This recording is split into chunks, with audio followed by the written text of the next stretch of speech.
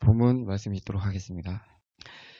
누가복음 18장 9절부터 읽도록 하겠습니다. 또 자기를 의롭다고 믿고 다른 사람을 멸시하는 자들에게 이 비유로 말씀하시되 두 사람이 기도하러 성전에 올라가니 하나는 바리새인이요 하나는 세리라. 바리새인은 서서 따로 기도하여 이르되 하나님이여 나는 다른 사람들 곧 토색 불의 간음을 하는 자들과 같지 아니하고 이 세리와도 같지 아니함을 감사하나이다. 나는 일에 2번씩 금식하고 또 소득의 11조를 드리나이다 하고 세리는 멀리 서서 감히 눈을 들어 하늘을 쳐다보지도 못하고 다만 가슴을 치며 이르되 하나님이여 불쌍히 여기소서 나는 죄인이로소이다 하였느니라. 내가 너희에게 이르노니 이에 저 바리새인이 아니고 이 사람이 의롭다 하심을 받고 그의 집으로 내려갔느니라. 무릇 자기를 높이는 자는 낮아지고 자기를 낮추는 자는 높아지리라 하시니라. 아멘. 네, 오늘 하나님께서 주신 은혜 나눌 말씀은요, 우리가 어떻게 하면은 더 주님의 임재를 더 많이 경험할 수 있고, 어떻게 하면은 하나님을 아는 계시를 더 많이 받을 수 있고, 어떻게 하면 내가 주님과 더 친밀한 교제로 깊이 들어갈 수 있는 그런 사람이 될 수 있을까에 대한 주님의 마음인 줄로 믿습니다. 이 시간에 중요한 말씀이에요. 하나님께서 저와 여러분을 사랑하셔서 정말 우리가 하는 모든 수고와 그런 노력이 하나도 땅에 떨어지지 아니하고 다 주님께로 더 가까이 더 나아가서 더 주님의 어떤 신비를 다 풀어내고 그 주님의 어떤 심장까지 들어가서 주님과 깊이 사귐 있는 여러분을 만드시려고 하시는 주님의 갈망을 오늘 느끼시기를 바랍니다. 여러분, 주님의 임재를 더 깊이 경험할 수 있고, 그리고 하나님을 아는 계시를 특별히 더 허락하시는 사람들이 있음을 우리 지금까지 말씀을 통해서 보았어요. 그게 어떤 사람들에게 그러한 은혜를 주시냐면, 여러분, 어린아이 같은 사람들에게입니다. 그 영이 맑고 순수하고 어린아이 같은 자들에게 여러분, 하나님께서 하늘문을 열어주시고 그들에게 더욱더 많은 계시와 은혜를 허락하신다고 성경의 여러 곳곳에서 여러분 말씀하고 계십니다. 그렇다면 어린아이 같다는 것이 무엇을 의미하고 어린아이의 어떤 특징을 말하는 것이며, 우리가 그렇게 어린아이처럼 그러한 영적인 특징을 우리가 보고 말씀대로 보고 배우고 행할 때 우리에게도 그런 하나님의 더 큰 임재가 있을 것입니다. 더 많이 부어줄 거예요. 더 많이 기름 부어 주실 것입니다. 저와 여러분이 어린아이 같이 맑고 깨끗한 심령이 됐을 때, 가난한 심령이 됐을 때 주님을 더 많이 주님 자신을 계시해 주실 것입니다. 여러분, 오늘 본문에 읽으신 본문에 어린아이라는 단어는 없어요. 그렇지만 지금 이 본문에서 어린아이와 같은 사람이 누구며 그 반대로 어린아이 같지 않기 때문에 하나님께로부터 인정받지 못하고 은혜 받지 못하고 계시를 주지 않는 사람들의 모습을 대비돼서 보여주고 있어요. 여러분, 지금 성전에 두 사람이 올라가서 기도하는데 한 사람은 바리새인이고 한 사람은 세리예요. 바리새인의 기도는 여러분이 지금 보셨다시피 굉장한 자부심에 차 있습니다. 그리고 자기가 옳다고 여기고 본다고 여기고, 그리고 이렇게나 많은 선을 행하고 있음에 자랑스럽고 내가 이렇게 선한 것을 많이 할 수 있음에 하나님 앞에 감사하며 자랑하고 있어요. 그런데 반대로 세리는 어떻죠? 감히 멀리 서서 가까이도 가지도 못합니다. 자기 자신이 초라하고 부끄럽게 느껴져서 감히 가까이도 가지 못하고 멀찌감치 서서 감히 하늘을 보지 못하고 가슴을 치며 울면서 나는 죄인입니다, 이렇게 기도하는 모습을 볼 수 있습니다.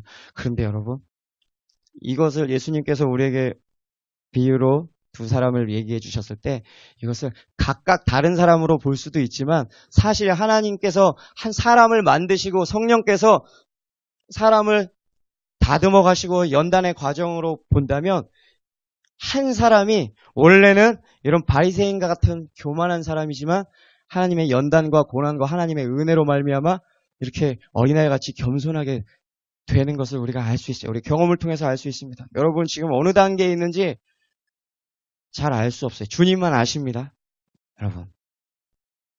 근데 여러분, 이 본문을 한번 봐주시기 바랍니다.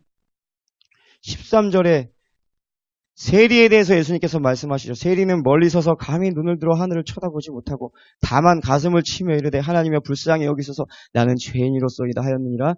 내가 너에게 이르노니 이에 저 바리새인이 아니고 이 사람이 의롭다 하심을 받고 그의 집으로 내려갔느니라. 무릇 자기를 높이는 자는 낮아지고 자기를 낮추는 자는 높아지리라 하시니라. 그런데 바로 그 다음 장면이 무슨 장면인지 아세요? 예수님께서 어린아이를 불러서 가까이 이루시면서 그 어린아이에게 뭐라고 말씀하시냐면은 거기 있는 사람들에게 어린아이들이 내게 오는 것을 용납하고 금하지 말아라. 하나님의 나라가 이런 자의 것이니라.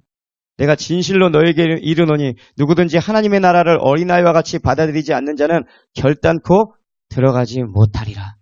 여러분, 지금 이 장면이 괜히 같이 있는 것이 아니라 예수님께서 세리에 대해서 얘기하시다가 자기를 낮추는 자가 높아지리라 라고 말씀하시면서 어린아이를 불러다가 말씀하시면서 어린아이를 이렇게 치켜 세워주시는 거예요. 너희들도 이 어린아이처럼 어린아이와 같이 하나님의 나라를 이런 마음으로 받아들이지 아니하면은 결단코 하나님 나라에 못 들어가리라.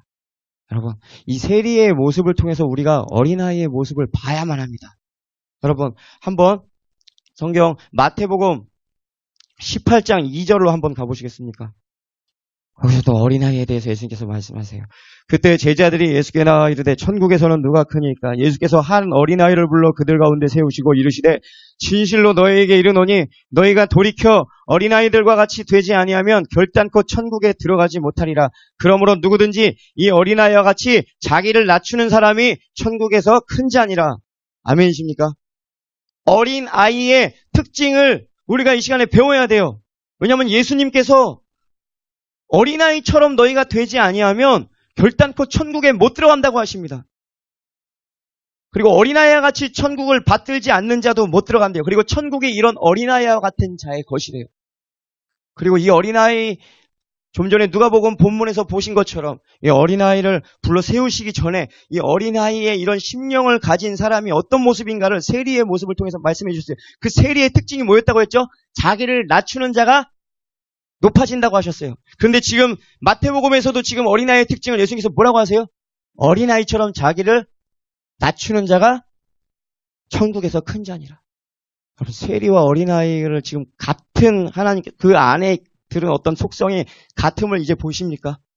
여러분, 우리 누가복음 한 군데만 더 보고 제가 설명을 드리려고 합니다. 누가복음 10장 21절을 보시기 바랍니다.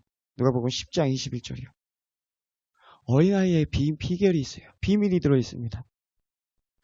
그때 예수께서 성령으로 기뻐하시며 이르시되 천지의 주제이신 아버지여 이것을 지혜롭고 슬기 있는 자들에게는 숨기시고 어린아이들에게는 나타내심을 감사하나이다. 옳소이다. 이렇게 된 것이 아버지의 뜻이니이다. 여러분, 이게 지금 누구를 두고 하는 말이죠? 본문 앞뒤를 여러분이 보신다면 지금 이 상황은 예수님께서 70인의 제자를 파송하셨다가 다시 그 제자들이 주님께로 기쁨으로 돌아오는 그 장면에서 예수님께서 그 기뻐하는 무리들을 보시면서 아버지께 찬양과 감사의 기도를 올려드리는 장면입니다. 그럼 여기서 예수님께서 지금 뭐라고 말씀하세요? 지혜롭고 슬기 있는 자들에게는 이런 비밀들과 이런 계시들을 숨기시고 이런 어린아이들에게는 나타내게 하심을 감사합니다. 왜냐하면 이것이 아버지의 뜻이기 때문입니다. 여러분, 이 장면에서, 이 성경이 말하는 이 장면에서 어린아이들이 누구예요? 제자들이에요. 여러분, 제자들은요, 여러 가지 특징이 있지만, 그거를 한마디로 통칭해서 예수님께서 어린아이들에게는 나타낸 제자들을 빗대어서 어린아이들이라고 예수님께서 말씀하셨어요. 우리 지난 시간까지 계속 말씀 나눴습니다. 천국의 비밀이 허락된 사람들과 비유로만 말씀하시고 천국의 비밀을 숨기신 그런 두 부류의 사람들이 나누어져 있었는데 천국의 비밀이 허락됨으로 계속해서 하나님의 비밀과 계시를 가르쳐 주심으로 그들의 영을 계속해서 성장시켜 주셨던 그런 제자들이 어떤 특징이라고요? 어린아이 같은 자들이라고 예수님께서 말씀하십니다. 여러분, 아까 천국이 바로 이러한 어린아이들의 것이라고 말씀하셨습니다. 여러분, 보세요. 갑자기 천국으로 가는 것이 아니라 주님께서 어린아이 같은 제자들에게 천국의 비밀을 조금씩 계속해서 풀어주셨잖아요. 그 천국의 비밀을 예수님께로부터 계속 받은 사람들만이 결국에 어때요? 십자가에 예수님을 못 박는 자리에 있지 않았습니다. 믿으십니까? 예수님의 제자들은 두려워서 도망가긴 했지만 예수님을 십자가에 못 박으라고 하지는 않았다 이 얘기입니다. 성경에 말하면 예수님을 십자가에 못 박으라고 한 사람들도 제자들보다 훨씬 더 악하기 때문에 그런 게 아니라 그들에게 지혜가 없다고 말씀하셨어요. 이 창세전부터 예비되어 있는 이 지혜가 만약에 그들에게 있었다면 영광의 주를 십자가에 못 박지 아니하였으리라. 이해되시나요? 왜 십자가에 누구는 못 박고 누구는 도망갔고가 이해되시나요? 여러분, 제자들이 도망갔지만 우리는 그걸 가지고 돌을 던질 수 없어요. 왜냐하면 예수님을 사랑했지만 예수님의 말씀을 따랐지만 모든 것을 버리고 예수님을 쫓았지만 아직 순교할 정도로의 그 믿음은 되지 않았다는 걸 의미하는 거예요. 이해되시나요? 손가락질 할 수 없어요. 우리보다 훨씬 나은 사람들이에요. 예수님께서 인정하신. 다만 아직 순교자의 그런 믿음으로까지는 되지 않았어요. 그렇지만 나중에 성령이 그들에게 임하실 때 그들 안에 있는 순수한 주님을 향한 사랑에 불을 붙이십니다. 믿으십니까? 성령의 오순절 성령의 역사가 있었다고 해서 성령의 불 받은 사람들이 다 예수님을 사랑하고 다 예수님에 위한 순교자가 되는 게 아니란 말입니다. 자기 유익을 위하여 경건을 자기 유익의 재료로 쓰면서 마음대로 사는 사람들도 얼마든지 있지만 제자들이 성령을 받고서 결국 예수님을 위해서 죽기까지 나아갈 정도로 주님을 사랑했다는 것은 그들이 아직 성령님을 뵙기 전까지 그래도 그 안에 주님을 사랑하는 순수한 마음이 있다는 걸 여러분 보시기 바랍니다. 제자들은 순수했어요. 어린아이들이라고 인정받았습니다. 여러분, 천국이 정말 이러한 어린아이들의 것입니다. 단 한 번의 일시적인 어떤 은혜를 받고 못 받고의 문제가 아니라 지금 이 시간, 현재 이 시간에도 어린아이와 같은 심령을 가진 자들에게는 하나님께서 끊임없이 당신의 나라에 대한 비밀, 예수 그리스도에 대한 놀라운 계시들을 지금 풀어주고 계십니다. 그렇지만 똑같이 말씀을 들어도 예수님께서 말씀하신 것처럼 어린아이 마음으로 어린아이처럼 천국을 받아들이지 않는 자들에게는 하나님께서 그 있는 것까지 뺏을 것입니다. 여러분, 두려운 마음으로 받은 것에 족한 줄로 알고 감사하는 마음으로 여러분 하나님의 은혜를 귀하게 여러분 받는 여러분 되시길 축복합니다.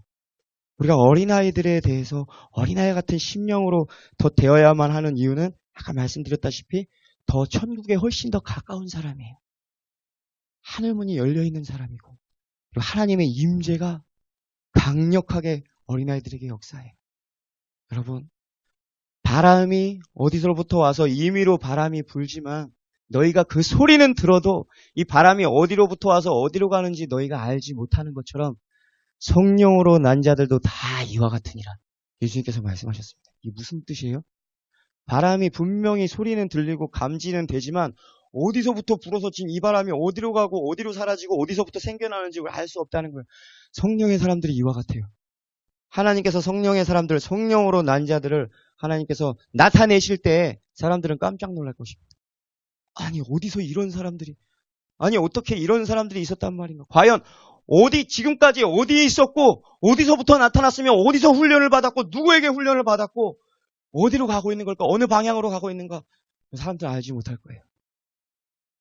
왜냐하면 체감하는 순간 그 바람은 사라집니다. 여러분, 예수님도요, 그 기적을 나타내시고, 사람들에게 하나님의 아들로서의 기적을 나타내시고, 사람들이 예수님을 왕 삼으려고 할 때 어떻게 하셨어요? 바람같이 사라지십니다. 그렇지만 어딘가에서 늘 기도하고 계시고 어딘가에서 늘 성령께 그들은 직접 가르침을 받습니다. 직접 배웁니다. 그러니까 성령의 사람들을 어떻게 딱 이렇다 저렇다 정형화할 수 없어요. 그렇지만 이들의 가장 큰 특징 중에 하나는 어린아이와 같은 영을 소유한 사람들입니다. 믿으십니까? 다른 사람을 더 많이 될 수도 있지만 여러분 예수님을 보세요. 누구보다 어른이시고 누구보다 스승이시지만 아버지 앞에서는 하나님 앞에서 누구보다 어린 아기 같은 심령의 소유자인 줄로 믿습니다. 아버지가 무슨 말을 하면 반박을 할 수가 없어요. 아버지가 뜻이 이러면 그대로 하고 멈추라면 멈추고 어린 아기가 그냥 그 엄마의 품에서 그냥 쉬고 노는 것처럼 마치 어린아이 같은 수준의 영성으로 들어가신 예수님을 여러분 본받으시기 바랍니다. 여러분 성경을 많이 보신 분은 아시겠지만 다윗은요 단지 하나님을 사랑하는 자로 유명해지기보다는 굉장히 하나님의 어떤 계시적인 사람인 줄로 믿습니다.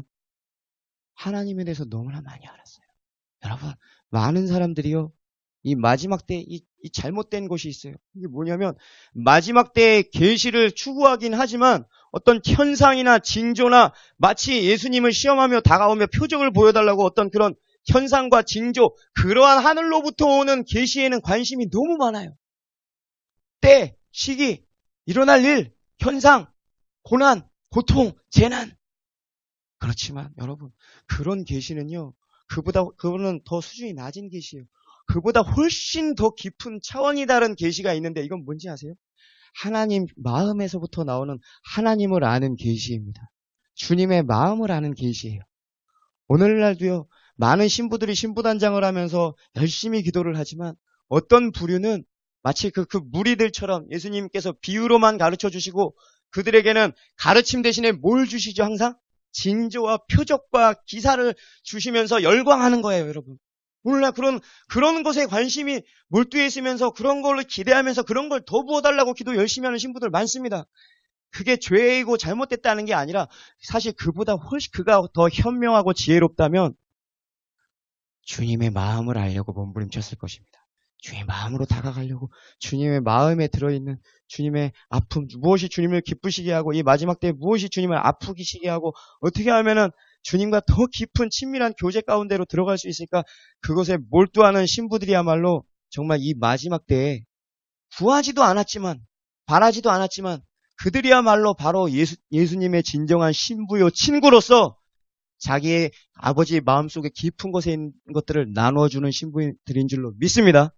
여러분, 표적, 은사, 기적 이걸 터부시하는 것이 아니라 이것을 구하되 그러나 10배, 20배 더 많이 주님의 마음을 알려고 노력하십시오. 왜냐하면 하나님께서는요, 지금 이 시간에도 온 땅을 두루 감찰하시면서 자기에게 전심으로 향하는 자들이 누구인가?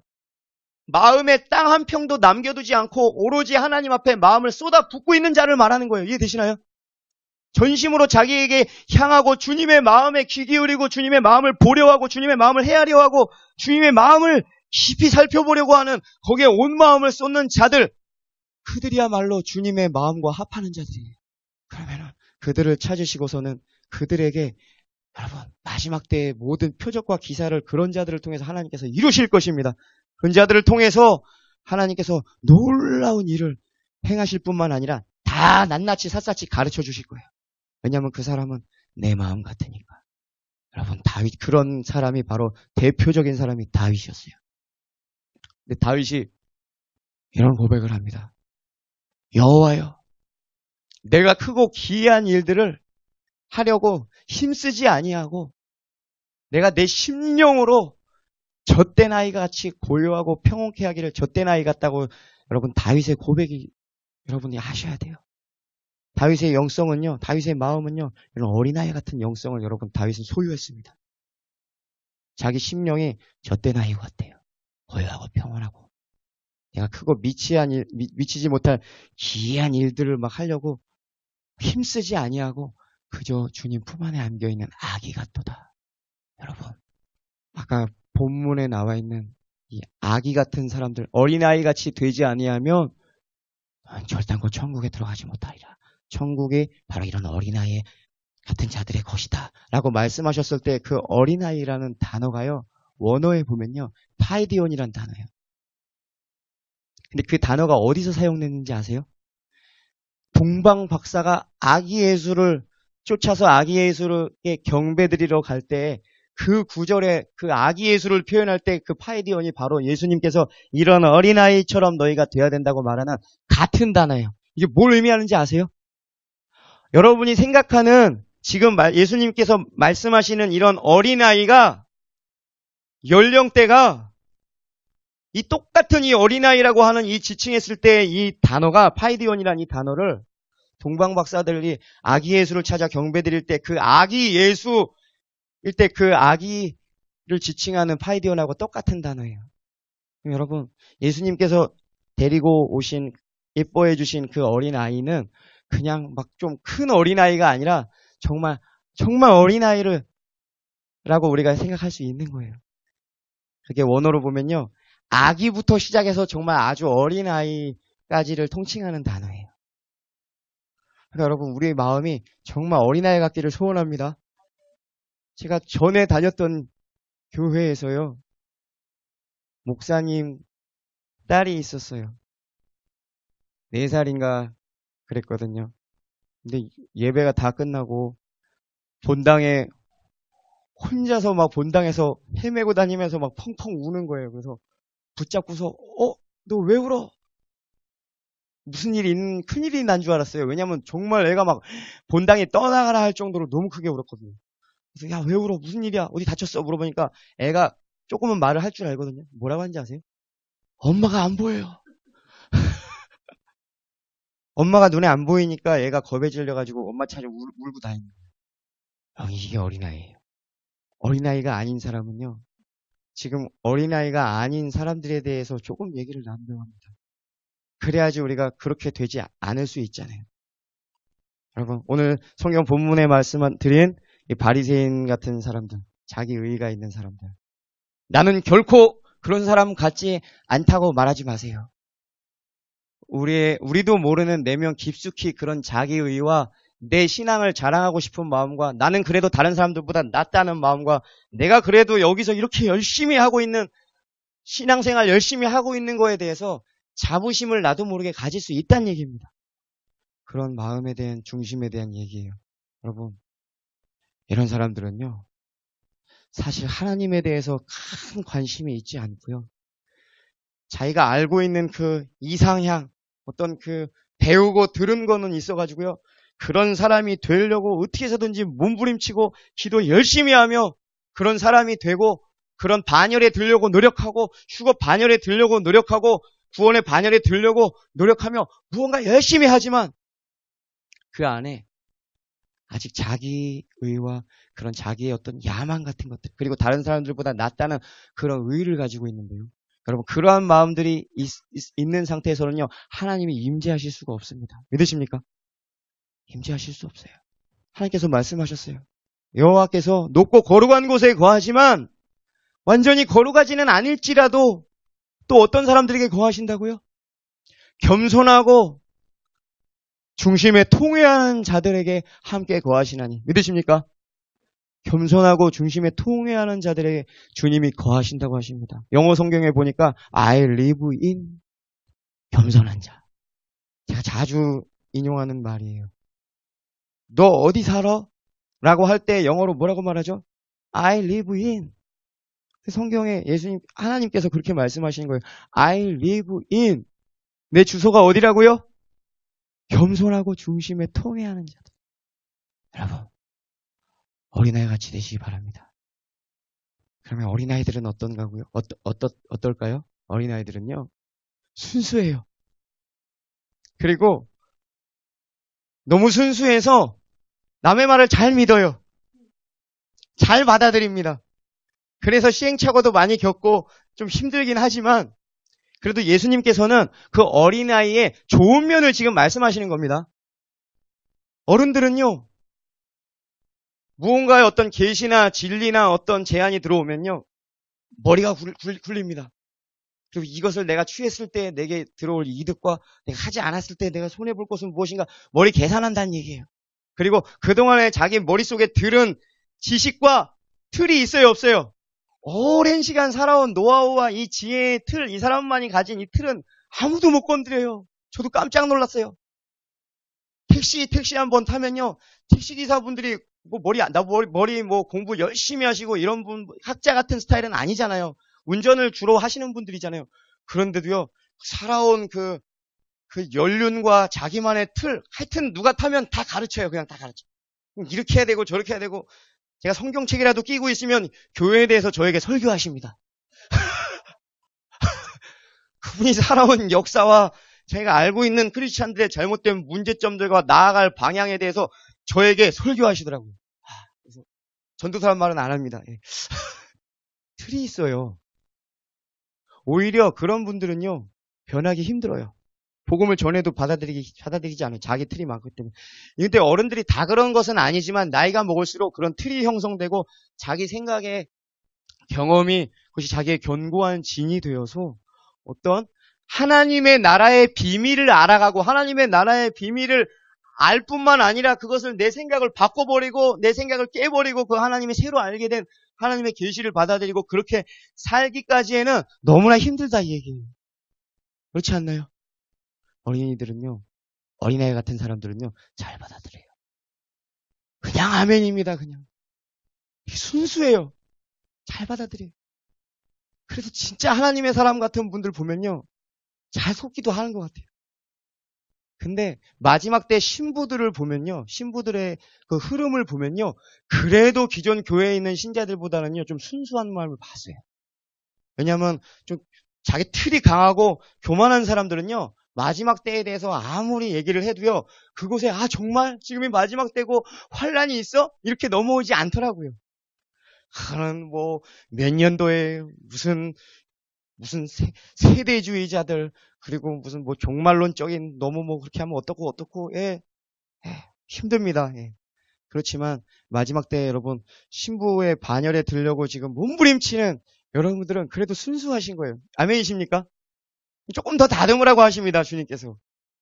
여러분 근데 정말 이러한 부드러운 마음이요. 주님의 계시를 더 끌어당깁니다. 예수님의 어떤 복음서에서 예수님의 행적을 보고 예수님께서 가까이 하시고 그런 말씀을 주시는 그런 흐름을 보면요. 그걸 귀중하게 여기고 귀하게 여기고 그걸 잘 받아들이는 사람들을 주님은 가까이 하셨어요. 결국에 나중에 큰일을 하고 옥합을 깨뜨리던 무엇을 하던 나중에 큰일을 하는 사람들은요. 주님의 말씀을 귀담아 듣고 잘 겸손하게 그 말씀들을 잘 받았던 사람들이더라고요. 여러분의 그런 성령님께 반항하지 않고 순종적이고 부드러운 마음 그냥 따르겠습니다. 그냥 따르겠습니다. 어떤 대가를 치르더라도 따르겠습니다. 이러한 부드러운 마음이 있을 경우에 여러분 하나님께서 주실 수 있는 여러분 계시가 차원이 달라지는 줄로 믿습니다. 근데 여기 어린아이의 특징을 볼 때 여기서 어린아이들처럼 자기를 낮추는 자가 천국에서 큰 자이고 그리고 이런 세리처럼 자기를 낮추는 자는 결국 어떻게 된다고요? 하나님께서 높여주신다는 얘기예요. 믿으십니까? 기독교 역사상 가장 뛰어난 하나님의 사람들과 어떤 기독교 고전을 쓴 사람들, 정말 초대교회 교부들, 그들을 깊이 묵상해보고 그들의 삶을 좀 연구해보면요. 정말 다 영이 맑고 어린아이 같아요. 근데 그들의 스스로를 낮추고 그들의 어떤 야망이나 교만이나 야심이 없이 정말 순수하게 정말 복음을 받아들이고 순수한 마음으로 주님을 따르는 그들을 하나님께서 얼마나 높이시든지 놀라울 정도예요. 여러분, 자기를 낮춘다는 게 뭘 의미할까? 저는 그것을요, 군대 가서 뼈저리게 배웠습니다. 군대 가면요, 계급이 있어요, 없어요? 2등병부터 시작해서 병장까지 계급이 있어요. 제일 바쁜 사람이 누군지 아세요? 제일 일이 정말 많아서 바쁜 사람은 1병이지만 그래도 더 바쁜 사람은 하는 거 없이 제일 분주하고 바쁘고 가만히 못 있는 사람들은 2등병이에요. 아직 낯설고 뭘 어떻게 될지도 모르겠고 할 건 너무나 많게 느껴지고 그런데 여러분 보십시오. 할 거 정말 많아요. 정신이 없어요. 자기 일 하느라. 그렇지만 만약에 상병이나 병장이 거기 쫄다고 일로 와봐 하고서 내가 너에게 뭐 좀 시켜야겠다 라고 하면요. 그 2등병이 저 지금 바빠서 안 돼요. 이럴 것 같아요? 아니에요. 아무리 바쁘고 일이 많아도요.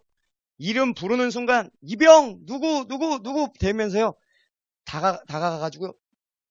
네 말씀하세요 라고 하면서 그냥 입에서 나오는 말대로 그냥 고지고대로 다 시행해버려요. 이해되시나요? 바쁘다고 안 해요.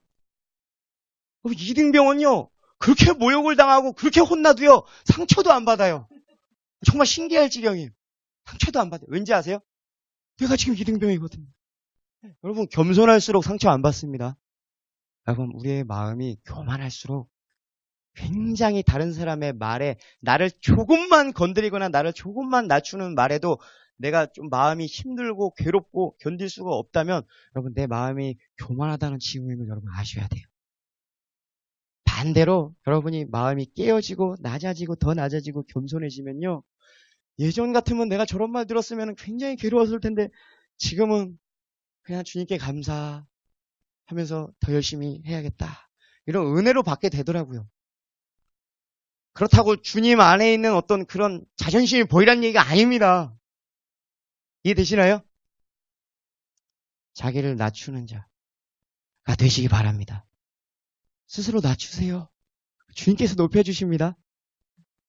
근데 이게 불행인지 행복인지는 모르겠지만 성경에는 우리가 예수님이 부대장이시고 우리가 군사들이라고 하십니다.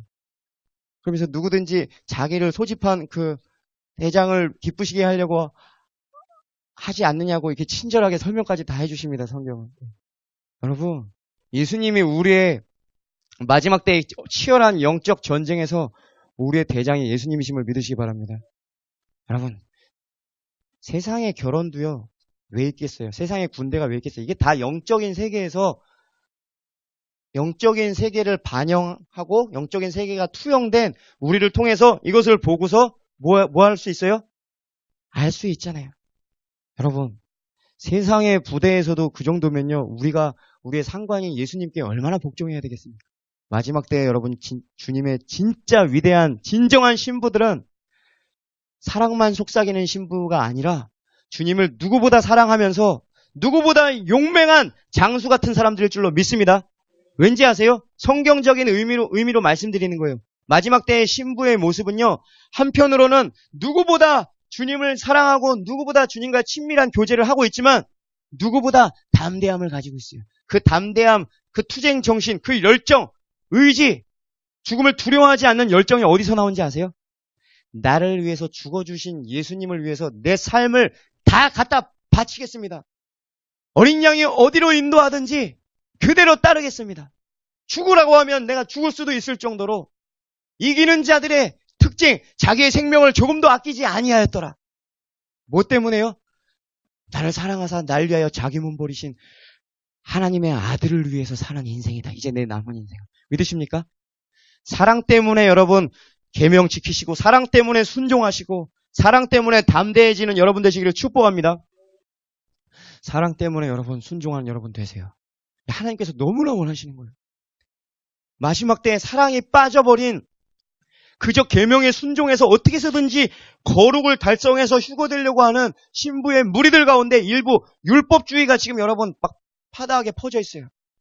하나님의 은혜에 감격해서 감사해서 주님을 사랑해서 순종하는 것이 아니라 어떠한 존재가 되려고 어떠한 목적을 달성하려고 혹은 어떤 두려워하는 것을 피하기 위해서 어떻게 해서든지 부득불 뭘 해야 돼요?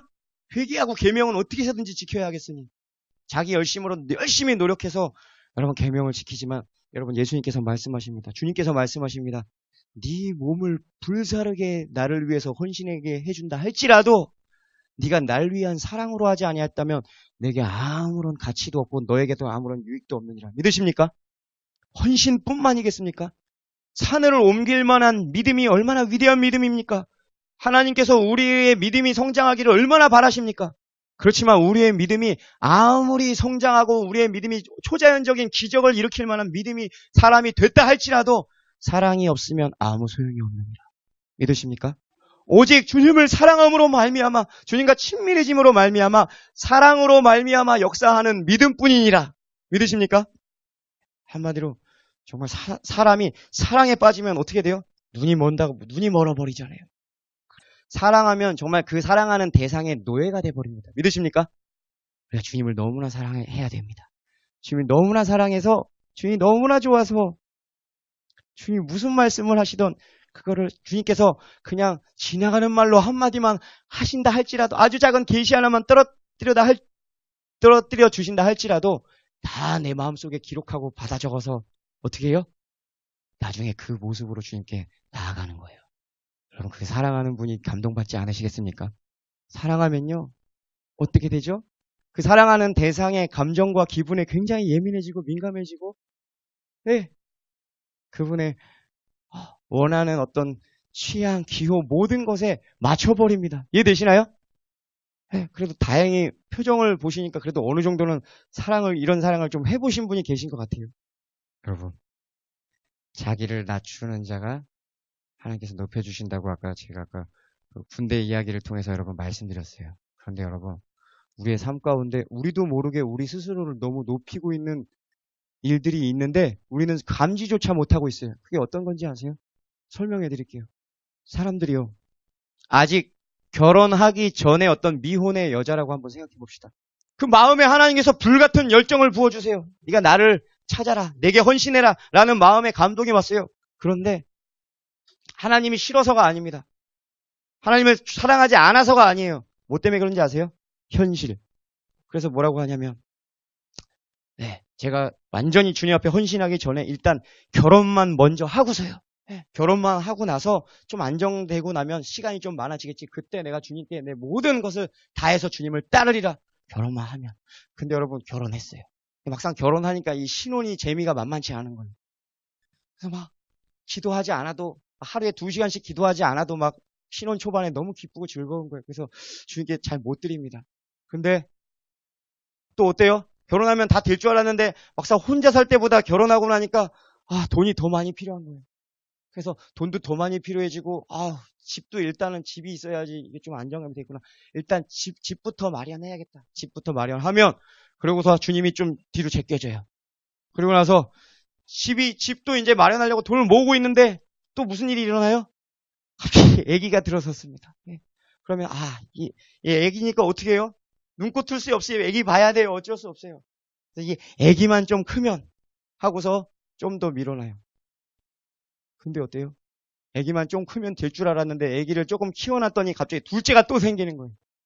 그리고 또 그러다가 아기를 좀 키우면 될 줄 알았는데 애가 이제 학교에 들어가니까 뭐 사춘기 문제 무슨 뭐 공부 적성 성적 그리고 애가 문제를 너무 많이 일으켜가지고 또 안 되겠다, 애를 조금 키워놓으면 그렇게 또 미루고 또 애가 커서 이제 어때요? 이제 결혼할 때 되니까 또 만만치 않은 거예요. 내 자식 결혼만 시켜놓으면. 그리고 나서 결혼식을 다 시켜놨어요. 그리고 이제 주님께 들어가려고 하는데 또 뭐예요? 아기가 또 아기를 낳았어요. 이런 식으로 이게 우리의 일상적인 삶의 모습이고 우리의 모두의 이런 게 없지 않아 여러분 있다는 거 여러분 아셔야 돼요. 이렇게 하다 보면서 계속해서 뭘 계속 앞세우는 거예요? 주님이 먼저예요? 내가 먼저인 거예요? 여러분, 우리는요, 저와 여러분은요, 아무도 내 자신이 주님을 낮추고 나를 높입니다 이렇게 말하는 사람은 없어요. 그렇지만 삶 속에서 일단 급한 내 중요한 문제가 먼저인 건 맞네요.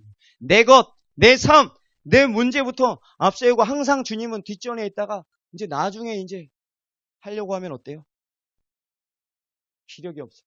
여러분, 만약에 이 사람이 이렇게 하지 않고 쉽지 않은 상황입니다. 여러분, 이건 웃을 일이 아니에요. 여러분 가운데서도 상황은 다르지만 다 문제들이 있어요, 없어요?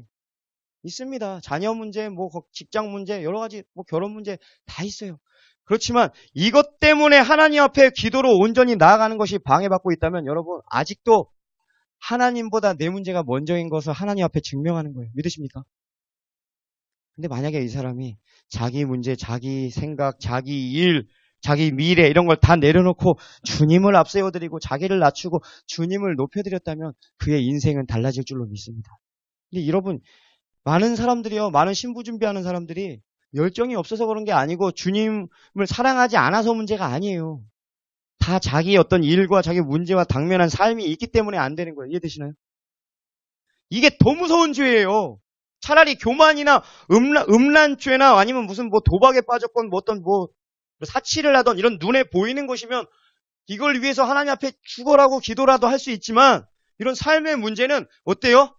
죄 같지는 않거든요. 그렇지만 어쩔 수 없는 문제라고 여기면서 계속 시간을 때우지만은 이 문제 끝나면 새로운 문제가 오고 이래서 기도 못하고 또 이거 해결하면 또 그 다음에 하나님 앞에 못 나오고 또 문제가 생기고 계속 다람쥐 쳇바퀴 돌면서 돌아가다가 인생을 마감한다 이 얘기입니다. 이해되시나요? 어린아이들은 이렇지 않습니다. 제가 아까 말씀드렸습니다. 이등병도 마찬가지고 어린아이들은 바쁘지 않아요. 제가 만약에 여기 바쁜 어떤 성인분에게 제가 한번 만나서 한번 밥이나 먹자고 하면요, 날짜 잡기도 힘들 거예요. 언제 쉬는 날이고 언제 무슨 날이고. 그렇지만 여기 꼬맹이들 어린이들 한번 보세요. 언제 한번 가서 내가 놀아줄게 하면요, 지금 자기 일 때문에 바빠가지고 수중에 든 일 때문에 그런 게 없어요. 이게 지금 우스갯소리 같지만 하나님께서 가장 바라시고 원하시고 소원하시는 게 바로 하나님 편에서 여러분, 바로 당신과 너가 아무 걱정도 근심도 하지 않고 어떤 분주함도 다 내려놓고 정말 내게 나와서 나랑 깊이 친밀하게 나와 좀 교제하자. 깊이 교제하자. 그 주님이 너무나 원하시는데 우리 너무나 어른스러우셨어요. 너무나 바빠요. 자기 일이 많아요. 어린아이처럼 되시기 바랍니다. 이등병처럼 자기를 낮추시기 바랍니다. 자기 일이 어디 있어요? 주님이 부르시면 합니다. 주님이 원하시면 합니다. 이게요, 다 어쩔 수 없는 일 같지만 사실 그 이면을 들여다보면요, 주님도 중요하지만 저에게는 당장 이것이 중요하기 때문에 여러분 못 내려놓는 거예요. 이해되시나요? 나보다 아내나 자식이나 그 밖에 다른 어떤 그런 것들을 더 사랑하는 자들은 내게 합당하지 않다. 나를 따를 수 없다는 얘기입니다. 영어 성경에 보면 가치가 없다. 내게 그런 사람은 가치가 없다. 주님은 누구에게서 가치를 느끼고 누구를 존중히 여기시냐면 나는 나를 존중히 여기는 자를 존중히 여길 것이다. 자기 일이 아무리 바쁠지라도 주님께서 말씀하시면 주님께서 원하시면 언제든지 그 마음이 주님께 항상 대기하여 있고 겸비해 있는 상태로 주님과 늘 동행하는 사람을 주님께서 높여주실 줄로 믿습니다.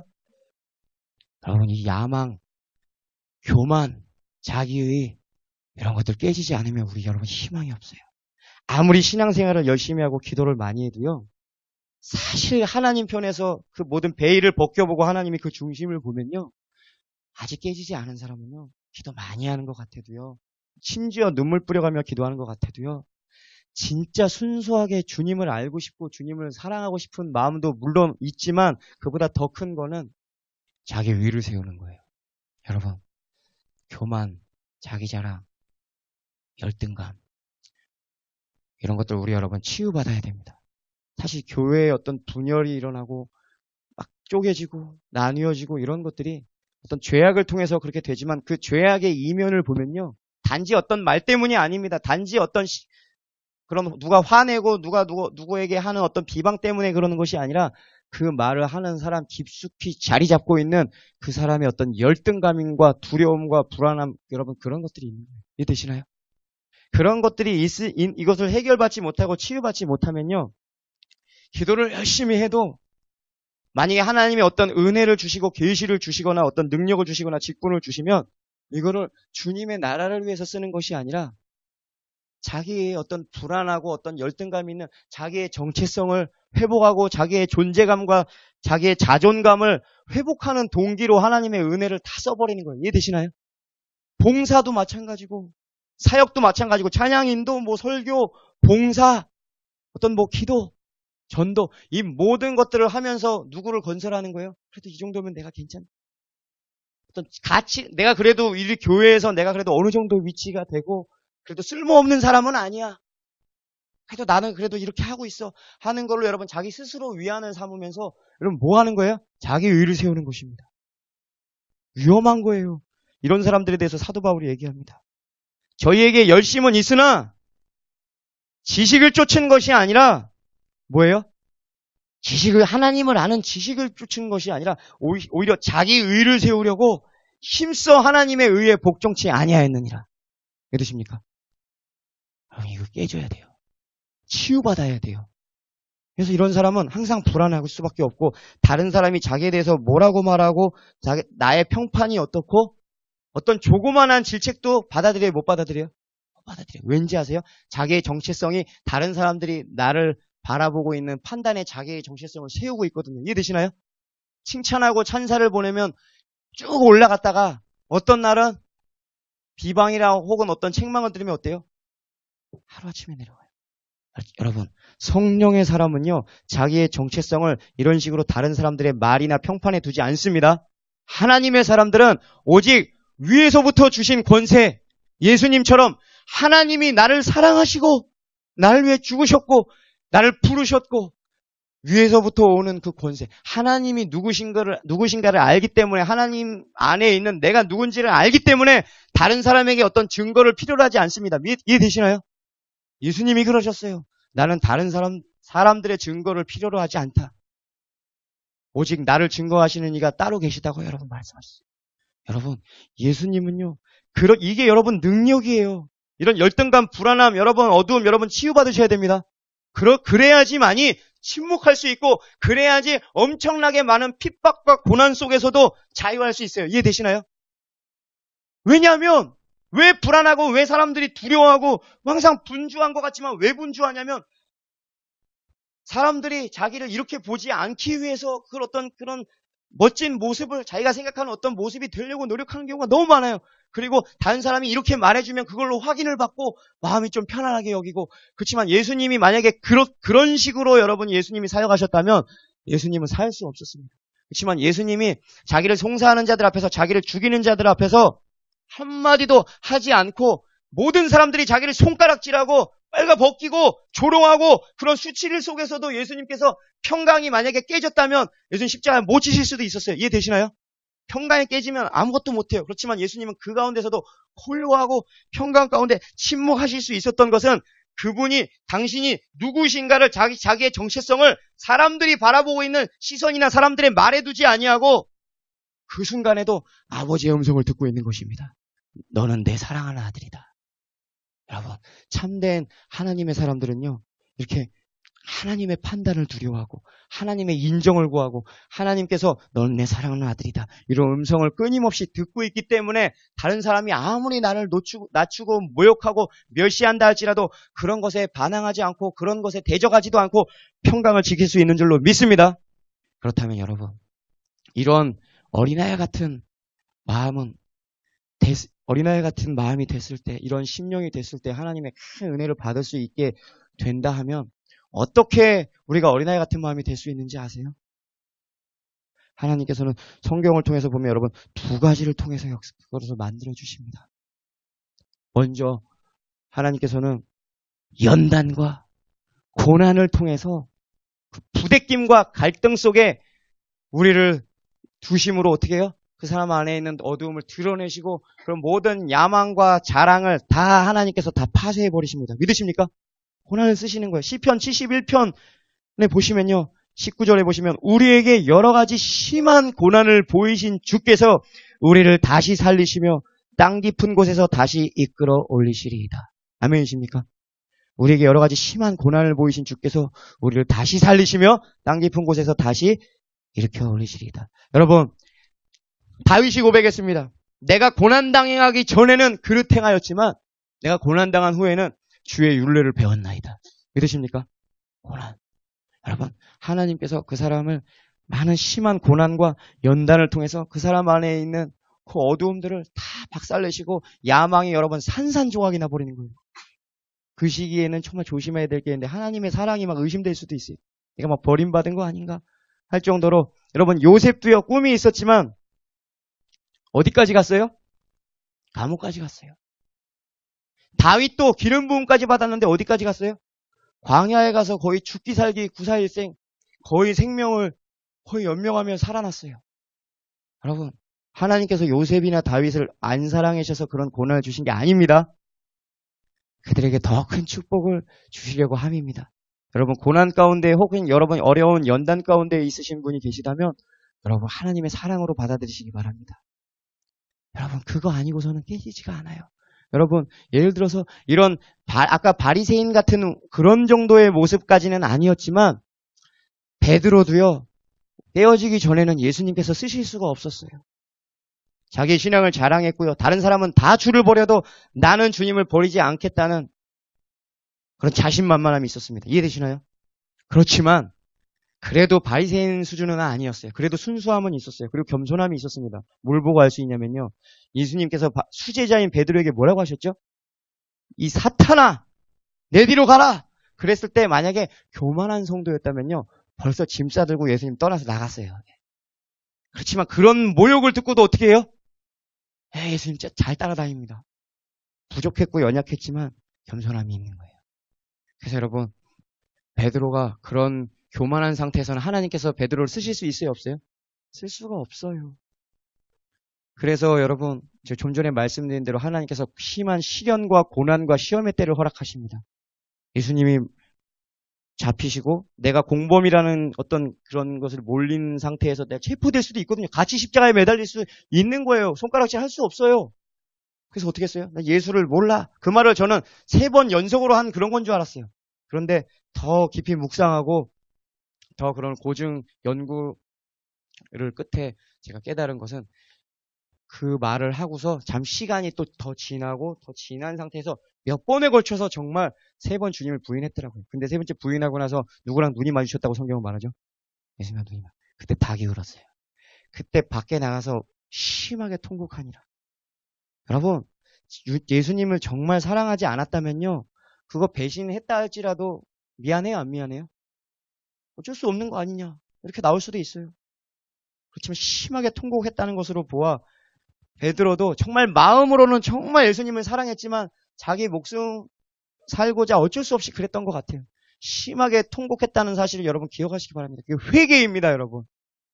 심하게 통곡할 때 아주 그냥 극적으로 자기의 자신감과 자기의 신앙이 아주 박살나는 순간이에요. 왜냐하면 자기가 예수님을 팔아먹은 것은 아니지만 어때요? 마치 그것에 동참한 것 같은 예수님을 모른다고 몇 번이나 부인했기 때문에 그 심한 좌절감에 어때요? 자기의 믿었던 자기의 야망, 자기 할 수 있고 자기의 신앙이 좋다는 것이 여러분 어떻게 됐습니까? 산산조각 난 줄로 믿습니다. 이제 깨어졌어요. 마음이 상한 심령이 됐어요. 여러분 아까 세리의 모습을 보면요, 단지 자기 자신을 낮춘다는 그런 의미 정도가 아니라 어디까지 낮춰요?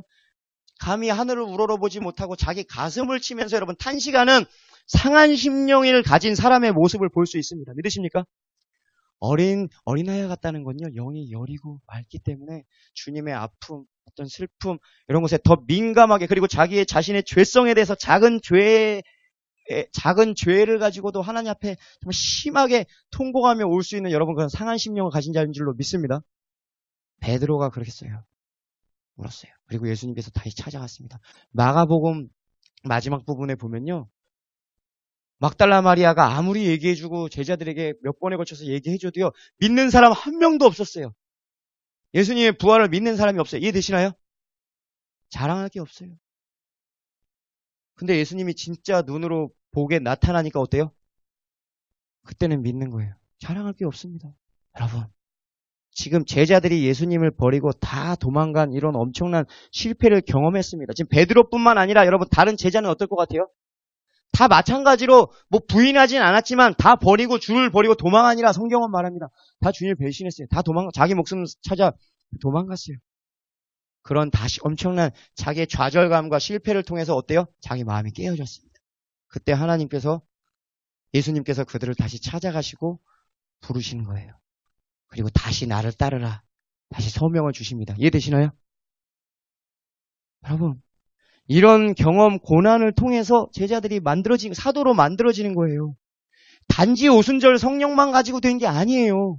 오순절 성령의 역사만 가지고 된 게 아니라 사실은 보십시오. 성령의 역사가 부족하다는 얘기가 아니라 그 오순절 성령의 역사를 끌어내렸던 그 믿음이 어디서 나왔냐면 자기 자신에 대해서 철저하게 좌절하고 절망하고 더 이상 하나님이 너 나를 사랑하냐고 물으실 때 감히 사랑한다는 말조차도 할 수 없을 만큼 마음이 처절하게 깨진 심령이었기 때문에 이제 뭘 믿어요? 이 믿음을 자기 믿음에 자기 신앙에 믿음을 둡니까?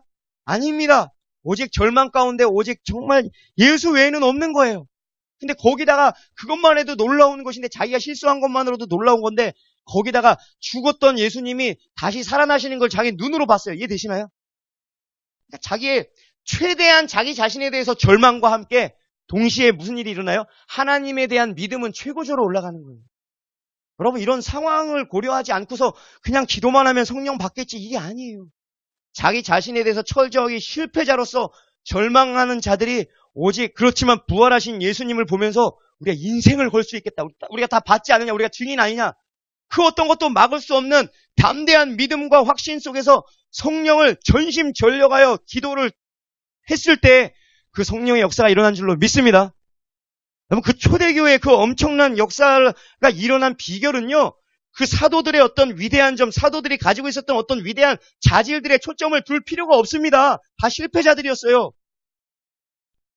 그런데 하나님께서는 정말 이 첫 교회를 하나님이 세우시는 데 있어서 그런 실패자들을 필요로 하셨습니다. 믿으십니까?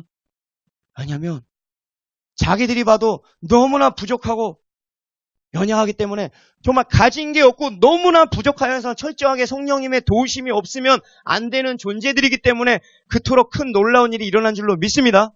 한번 보세요. 모든 사람들이 다 봤습니다. 증인이 됐습니다. 너희들이 말하는 그 예수가 진짜 살아났다면 너희들 다 버리고 도망가지 않았느냐. 베드로, 예수를 모른다고 했던 사람들이고, 여러분, 그 당시의 사람들, 이스라엘은 생각보다 작습니다, 여러분. 제자들이 누구고, 그 당시에 십자가 때 제자들이 어디가 있었고, 이런 것들은 다 알고 있어요. 여러분, 제자들 입장에서, 사도들 입장에서도 이거 보통 심각한 문제가 아니에요. 이런 자신들의 심각한 결격 사유가 있기 때문에 성령으로 충만한 능력과 정말 이런 것이 정말 하나님의 임재가 나타나지 않고서는 자기의 어떤 무엇을 내세울 수도 없는 거예요. 이해되시나요? 이것이 바로 이 연약함에 바로 하나님의 큰 능력이 나타난 줄로 믿습니다. 이게 바로 마리아가 예수님 앞에 나아가서 향유 옥합을 깨뜨린 그 여인의 모습이 이와 같아요. 그 성경에 보면요, 그 여인은 그 동네에서 죄가 있는 자라고 했어요. 그 뭔 얘기냐면 다른 사람들도 다 아는 죄인이었다는 거예요. 그러니까 여러분 생각해 보세요. 그 여인은요, 자기가 죄인이라는 거 자기도 알아요. 그렇기 때문에 예수님이 계신 곳에 들어가고서 예수님 앞에 그 행위를 해드리기도 전에 사람들이 자기를 별로 안 좋아하고 자기를 막고 자기를 정죄할 거라는 걸 알아요? 몰라요? 압니다. 주님만은 내가 이 모든 거를 뿌리치고 물리치고 들어가서 주님께만 갈 수만 있다면 주님은 나를 알아주시리라. 주님은 내 사랑을 받아주시리라. 이러한 담대함으로 주님을 사랑을 신뢰하는 마음으로 여러분 이 두 가지가 다 있는 거예요. 이런 초자연적인 엄청난 옥합을 깨뜨리는 엄청난 주님을 향한 사랑의 헌신이 어떻게 나오냐면 이런 죄에 대해서 연단이 있었다는 걸 여러분 알 수 있잖아요. 자기가 죄인이라는 것도 알고 그만할 수도 없습니다. 죄인입니다. 그렇지만 이런 나를 받아주신 분을 위해서 내가 모든 걸 바치리이다. 주님께 나아가서 옥합을 깨뜨리고 주님께 사랑의 헌신을 드린 이 여인을 통해서 여러분 우리는 배워야 될 줄로 믿습니다. 사람들이 이 여인에 대해서 뭐라고 하니까 예수님께서 이 여인은 사랑함이 많음이라. 너희들은 내게 뭐 이렇게 씻을 물도 안 줬고 발도 안 씻겨줬지만 이 여인은 올 때부터 뭐 했다 그래요? 눈물로 그 발을 씻기고 머리털로 닦아드리고 울면서 옥합을 깨뜨린 것만으로도 대단한데 여러분 이 모습을 보세요.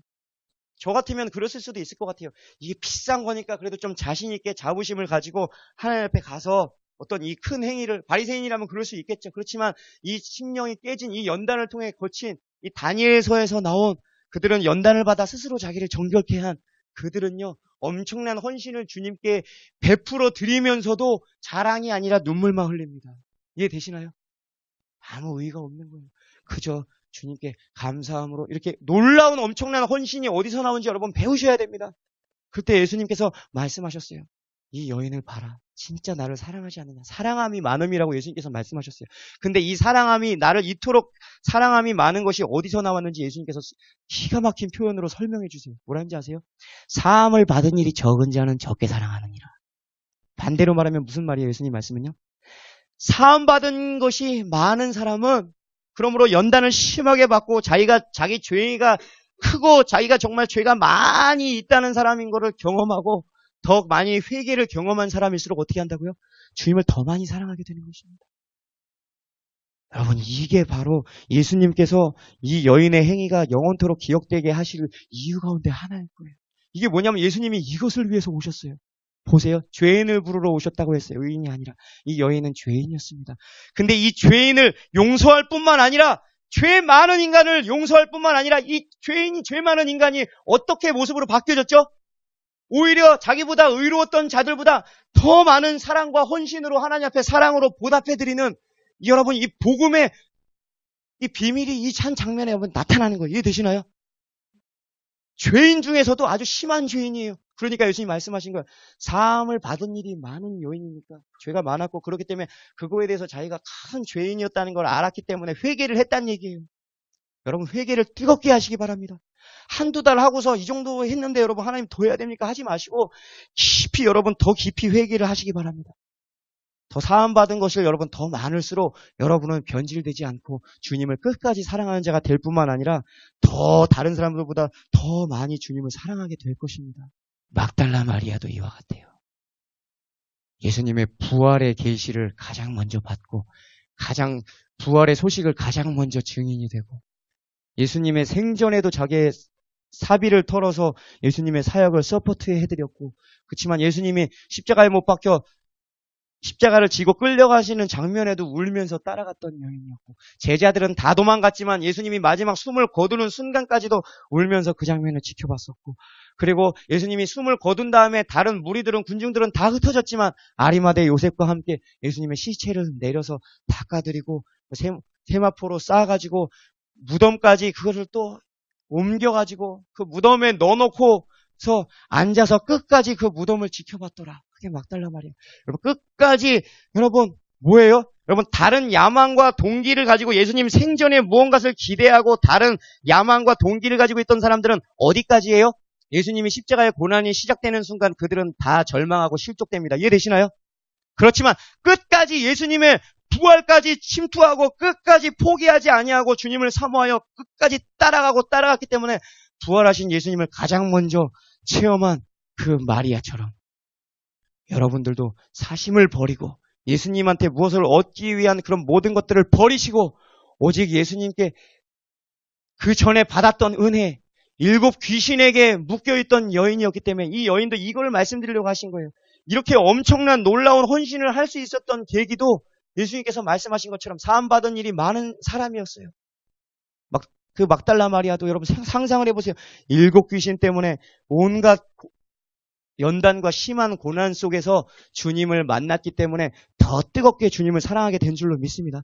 여러분 가운데서도 지금 막달라 마리아처럼 그리고 베다니 마리아처럼 여러분 연단 가운데 과거에 죄가 있지만 그리고 베드로나 사도 바울이나 그 어떤 제자들 모두가 다 심한 실패가 있었고 그런 고난이 있었고 주님을 버리고 떠나는 것이 있었지만 그리고 막달라 마리아처럼 심지어 귀신 들릴 정도로 그런 어려운 형편 가운데 있었지만 이 모든 것들을 주님을 만나고 나서 어떻게 해요?